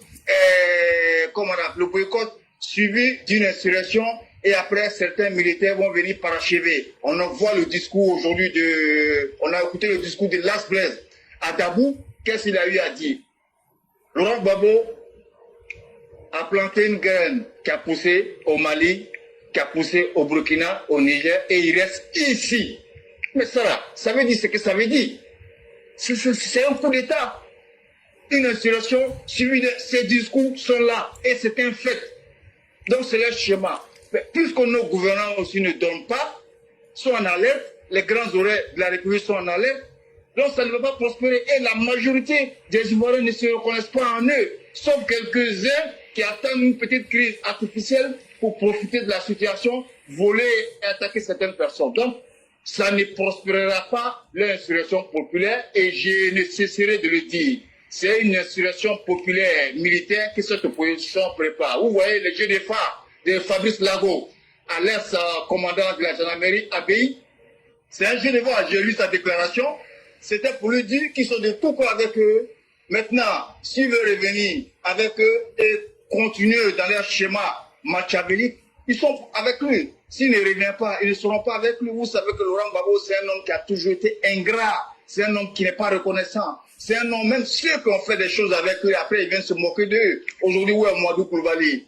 Où est Simon Gbagbo? Où est Blé Goudou? Où est Afin Guessan? Avant son décès, Marcel Gossio, où est-ce qu'il était passé? Donc, Laurent Gbagbo, Anaki Kobena même, le premier, celui-même qui était le président directeur général d'Intertransit à l'époque, qui a financé le FPI. Anaki Kobena et Gbagbo, aujourd'hui, c'est chien et chat. Bernard Doza même aussi. La première personne qui envoyait les livres, les bouquins aux étudiants à l'époque, dans les années 90, au temps de la Messie. Où est-ce qu'il est passé aujourd'hui? Quand il te parle de Gbagbo, même, tu te dis non, il n'a jamais été ami avec Gbagbo. Donc Gbagbo, même quand tu es en coalition, même quand vous êtes ensemble, à la fin, il va vous mettre la farine dans les narines, comme l'a dit le général Robert Gueye. Donc, encore une fois, il faut qu'on soit vigilant. Il faut que nos autorités soient vigilants. Il faut que nos autorités fassent très très attention Et il y a des sorties aussi, il y a de certaines personnes de l'opposition, comme le docteur Ousmane Chérif, un soi-disant docteur du PDCI que j'ai entendu hier dans un débat qui disait que le phénomène du busy fait partie du bilan du président Alassane Ouattara Matin. C'est l'hôpital qui se fout de la charité ou se moque de la charité. Mais qui est-ce qui envoyait ses amis socialistes hier à la rue Princesse? Quel gouvernant partait danser avec Jacques Land à la rue Princesse? Qui a nettoyé la rue Princesse? Sous quel gouvernement? C'est sous le gouvernement Ouattara. La dépravation des messes, les RAF4 à l'époque, c'était sous quel gouvernement? C'était sous le Gbagbo. Donc, Finoka essayait d'arrêter de traverser l'histoire. Et à chaque fois, nous aussi, on sera là, vous éclairons sur vous aussi, vous serez là pour déconstruire ces menteurs et ces politiciens bipolaires, versatiles, haineux, qui ne veulent pas le bien de ce pays et qui sont qu'à la recherche d'une transition militaire, pas autre chose. Ils sont qu'à la recherche d'une transition parce que c'est des gens qui ne peuvent pas aller affronter. C'est des gens depuis 2015-2020. Ils ont passé leur temps à boycotter tout le processus électoral. Ils disaient même à leurs partisans de ne pas aller s'enrôler. Ce qui a fait qu'aujourd'hui, vous n'avez même pas de conseils régionaux. 0 conseil régional pour Laurent Gbagbo, 2 ou 3 pour le PDC. Mais avec ça, comment vous allez prendre un pays? Il ne faut pas rester confiné à Abidjan, à Dabou, pour dire que vous allez gouverner un pays. La Côte d'Ivoire, c'est 322 462 km². Si vous ne pouvez même pas vous hasarder, aller dans le Boaké pour aller faire un meeting, vous êtes confiné qu'à Abidjan. Votre politique s'arrête qu'à Abidjan. Mais comment vous allez gouverner un État? La Côte d'Ivoire, là, c'est Bouna, c'est Bandougou, c'est Touba, c'est Odjene. Tu descends dans le Boaké, c'est le Tonku, c'est le Béré, c'est le Sanwi, c'est le Moyen Cavalier. C'est un ensemble. Mais vous restez à Abidjan, vous ne vous êtes pas enrôlé. Vous savez que vous n'avez pas des militants qui sont sur la liste électorale et vous demandez encore une RLE. C'est pourquoi? C'est pour juste retarder le processus électoral et faire en sorte qu'on passe le 25 octobre et puis on rentre dans un vide constitutionnel et après demander une transition. Mais ça ne marchera pas. Le président a vu tous ces manœuvres-là. Donc, la décision du président le 21 octobre de ne pas se prononcer sur sa candidature, dit qu'il est le président du RHDP, mais sur sa candidature, il va réfléchir. Il a montré, encore une fois, qu'il est une légende, il est un maestro, il est une école, il épuise l'opposition, il a fait vivre l'opposition et il fait tomber. Et l'opposition aujourd'hui est en train de se poser des questions. Pendant que l'opposition réfléchit comment, qu'est-ce que le président Ouattara va faire, ils oublient eux-mêmes ce qu'ils doivent faire. Ils oublient eux-mêmes les projets. C'est-à-dire que là, ils n'ont même pas de projets. Leur projet aujourd'hui, c'est le président Ouattara. Donc, il a paralysé l'opposition, il a épuisé l'opposition. C'est ça qu'on dit en politique, c'est deux choses. C'est le rapport de force et puis la stratégie. Le président Ouattara est un stratège fait et en même temps est une école. Donc, encore une fois, je demande à mes concitoyens de rester soudés, de faire toujours confiance au président Ouattara, comme il nous a dit, au Golfe, depuis le Golfe. Pendant que certaines personnes étaient découragées, il disait, faites-moi confiance, j'ai une série de mesures, et Laurent Gbagbo, il tombera comme un fruit pourri. Et il faut que je vous rappelle, les uns et les autres doivent savoir que le président Ouattara, il n'a jamais perdu un combat. C'est souvent difficile.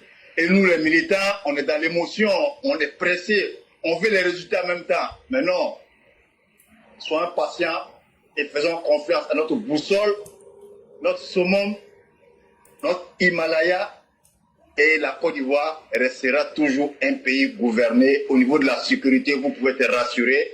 Toutes les dispositions ont été prises pour garantir la sécurité des Ivoiriens.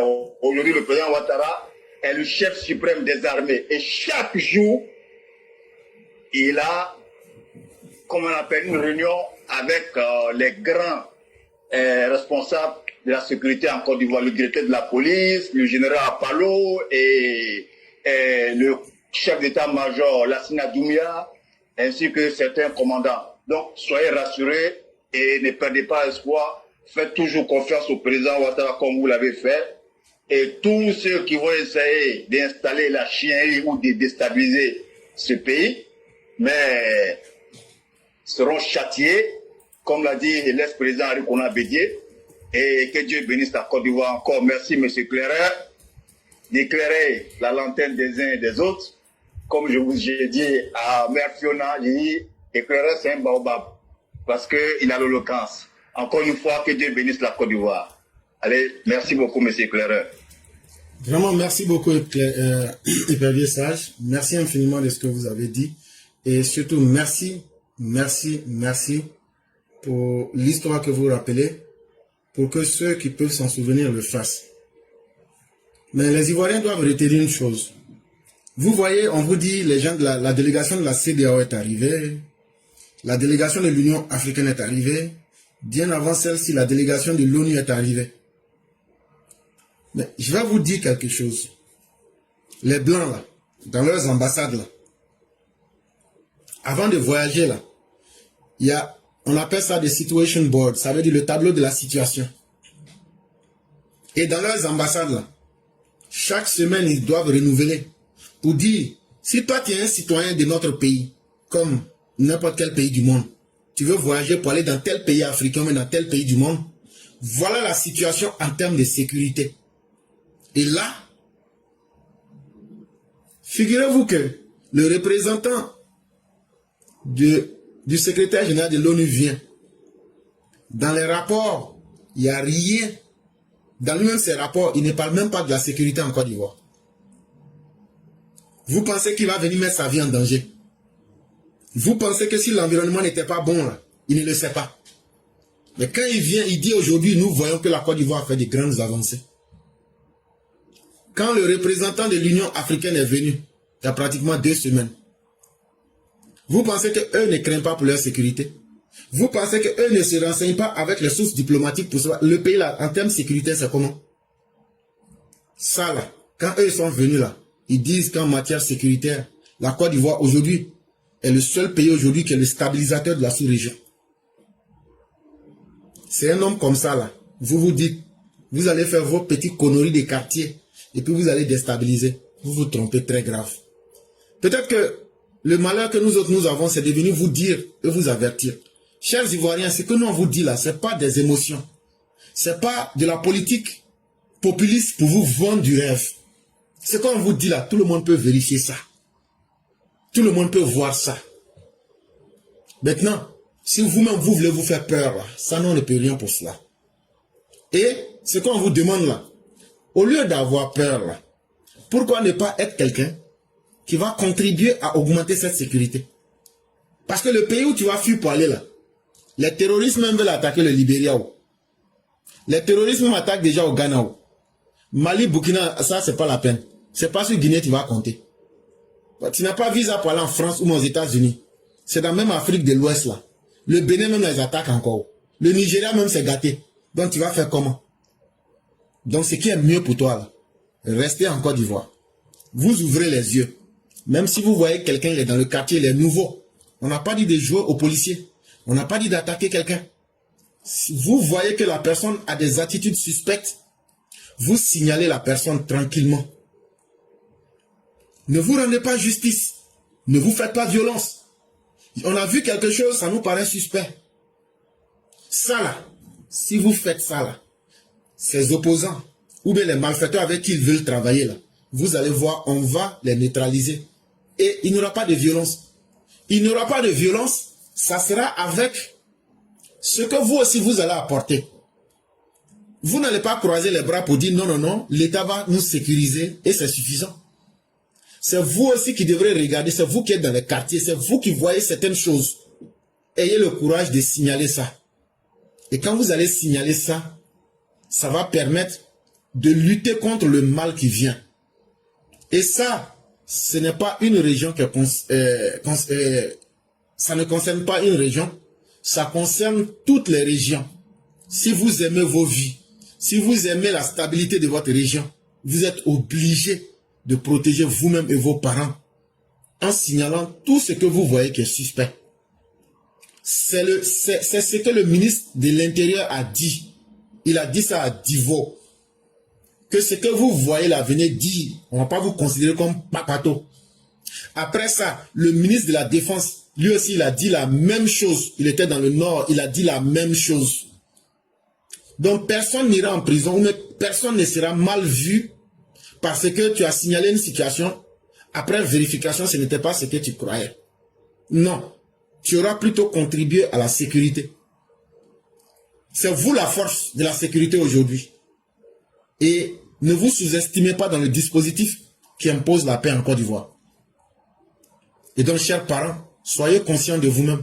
Le gouvernement travaille pour vous. Mais nous aussi, nous devons travailler pour nous-mêmes. Et travailler pour nous-mêmes, c'est être capable d'assurer notre sécurité. Et le minimum d'assurer notre sécurité, là, nous ne souhaitons pas la violence. Mais nous pouvons anticiper. Ça veut dire par avance, on peut signaler les actes qu'on voit. Maintenant, si au-delà de cela, la violence s'impose à nous, c'est à nous d'être des hommes dignes pour nous défendre. Et vraiment, merci, Épervier Sage. Merci encore pour cette belle sortie qui vient remettre encore beaucoup de choses dans leur contexte. Et on espère bien que les uns et les autres vont comprendre. Et que la stabilité, ceux qui ont été incapables de donner la stabilité, ne peuvent pas être ceux-là qu'on va laisser venir menacer la stabilité. Ceux qui ont été incapables de mettre la paix, de permettre aux Ivoiriens d'aller chercher leur pain là, c'est pas à eux on va permettre de venir troubler cette paix là. Chers Ivoiriens, c'est une question d'honneur et de dignité. Vraiment, merci à vous-même. Merci pour cette belle sortie. Et on va vous souhaiter une excellente soirée. Merci beaucoup. Je vous en prie. Merci beaucoup, M. Claire. C'est nous. Mesdames et messieurs, nous allons avec la toute dernière personne, ça sera la Mao Saleh Kone. Et c'est avec elle que nous allons terminer. Pour ma part, je dis merci à ceux qui nous ont suivis, ceux qui continuent de nous faire confiance. Et surtout, partagez ces messages si vous pensez que ça peut aider les personnes autour de vous. Ou bien, redites ces mêmes paroles. Bonjour, chère mère, comment allez-vous? Bonjour, professeur, je vais bien et toi? Dieu merci, tout va bien. Et la famille? La famille? Dieu merci, tout va excellemment bien. Et de votre côté? Vous m'entendez? Oui, on vous entend parfaitement. Ok. Et la famille? La famille va bien, j'espère. La famille va très bien. Et de votre côté?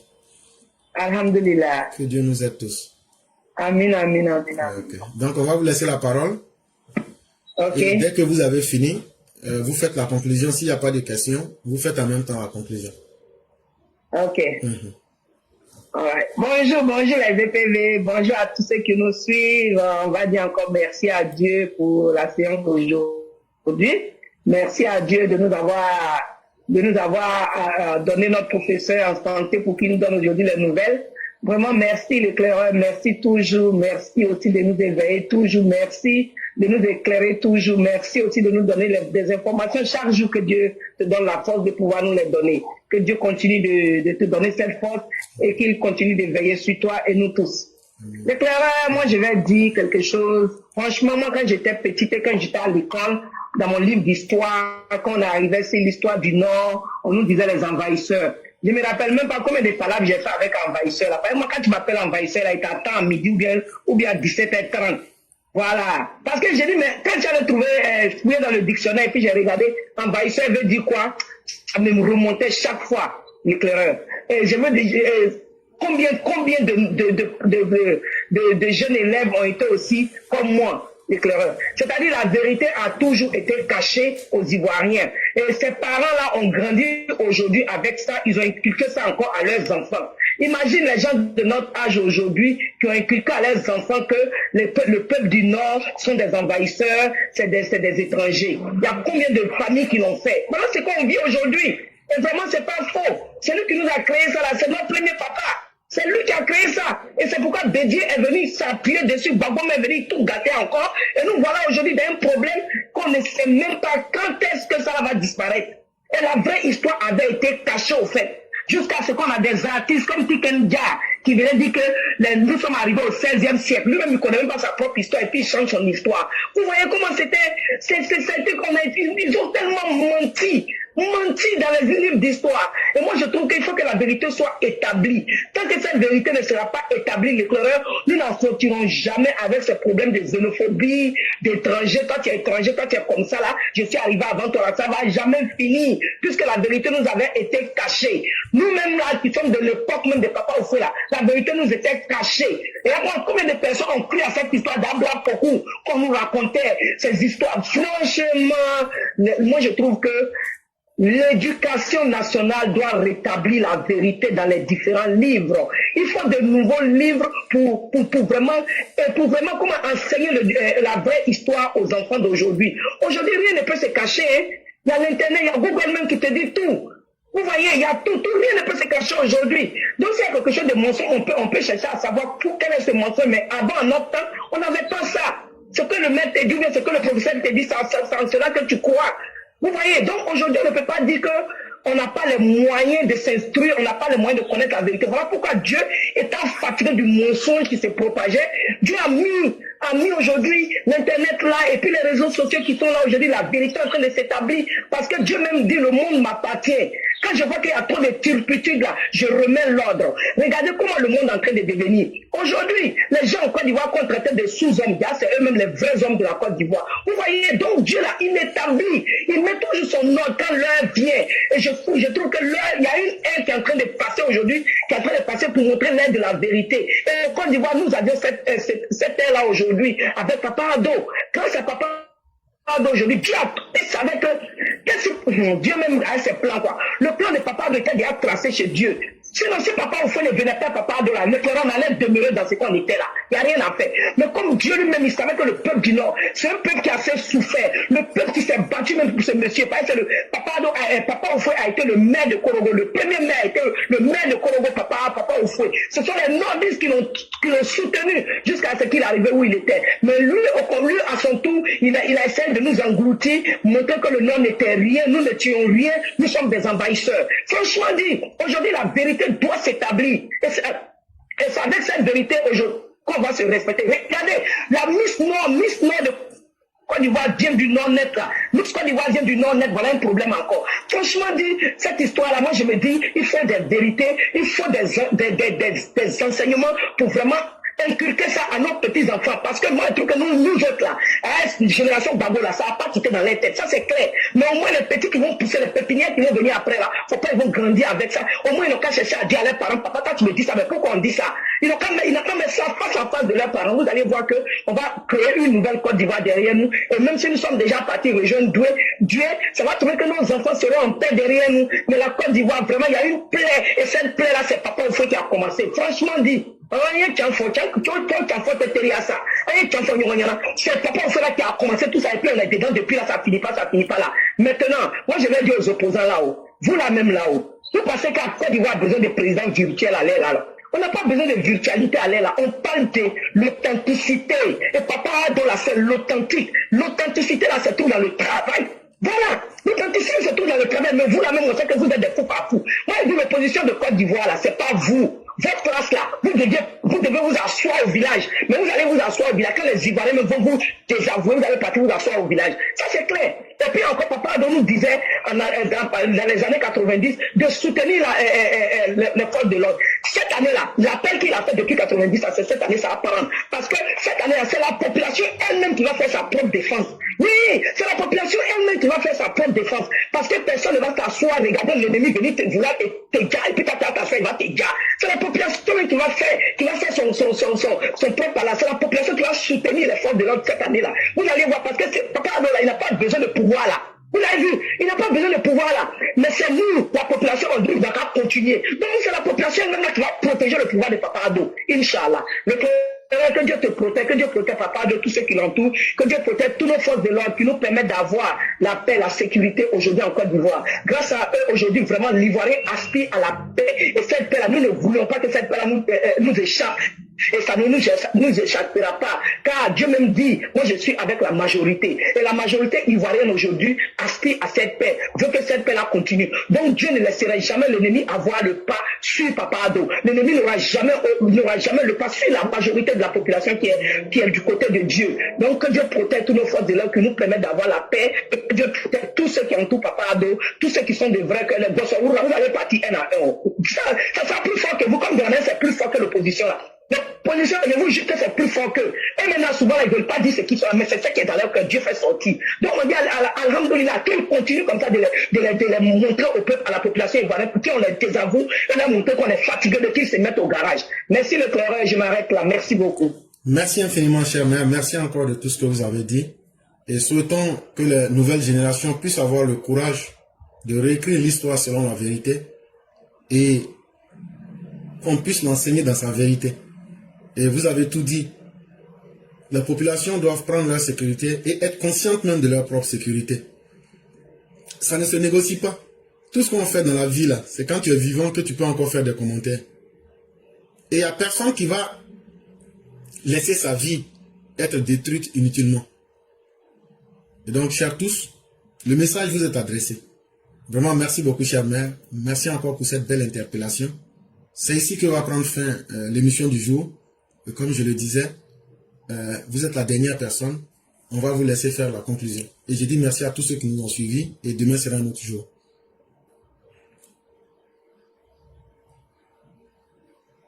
Donc, je vous laisse faire la conclusion.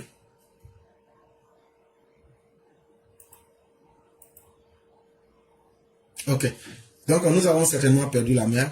Donc, merci à tous ceux qui nous ont suivis. Excellente soirée à tous et demain. Oh, j'étais en train de parler, désolé, mon micro était fermé. Merci à toi-même, professeur éclaireur. Merci toujours pour ce que tu fais pour nous. Et tu ne peux pas comprendre et savoir combien de cœurs tu apaises par jour. Tu ne peux pas le savoir. Seul Dieu sait, mais qu'il te retourne ça en bonheur. Papa Ado, merci aussi à lui pour tout ce qu'il donne à la Côte d'Ivoire. Que Dieu le protège toute la Côte d'Ivoire et tous ceux qui sont autour de lui. Merci et que Dieu protège tous les Ivoiriens et la Côte d'Ivoire. Des vrais Ivoiriens, c'est ceux qui aiment la paix et la sécurité. Voilà, ceux qui n'aiment pas la paix, il va les protéger. Je m'arrête. Il n'y a pas de problème. Merci beaucoup, cher maire, et excellente soirée à tous. Merci beaucoup.